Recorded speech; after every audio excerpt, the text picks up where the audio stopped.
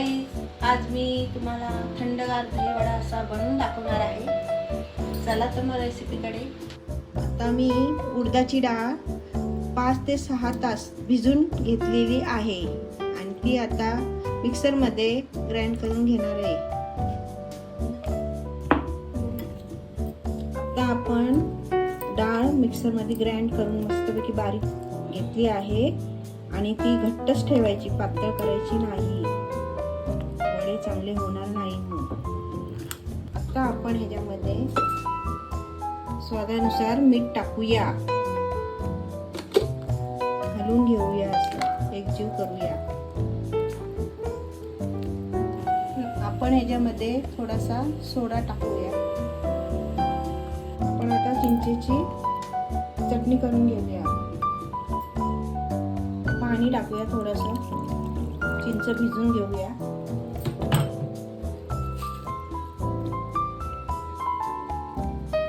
पण आता हिरवी चटणी बनवत आहोत. प्रथम पुदिन्याची पानं टाकते, थोडीशी कोथिंबीर आणि 3-4 मिरच्या,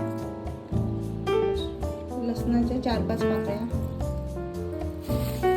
थोडेसे जिरे टाकूया,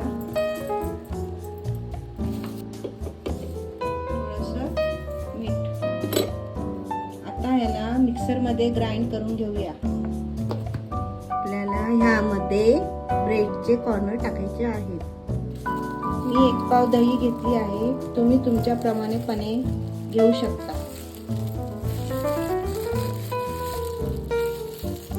आपण ह्याच्यामध्ये 2 ते 3 चमचे साखर टाकूया.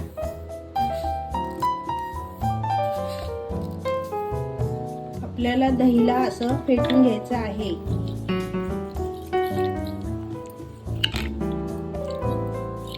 दही फेटलं का हे छान मस्त होतं, एकजीव होतं. आणि पातेल्यामध्ये चिंचेची चटणी करायला ठेवली आहे.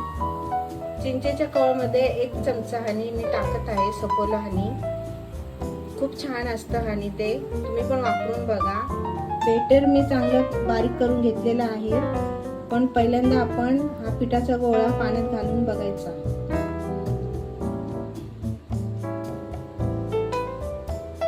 तो असा तरंगला का आपलं बेटर खूप छान झालेलं आहे असं समजून घ्यायचं.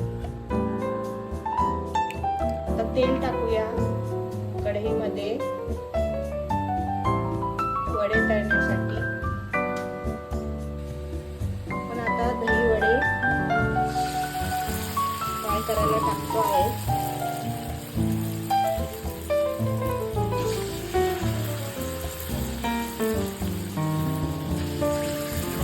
आपण आता वडे पाण्यामध्ये भिजायला टाकणार आहोत.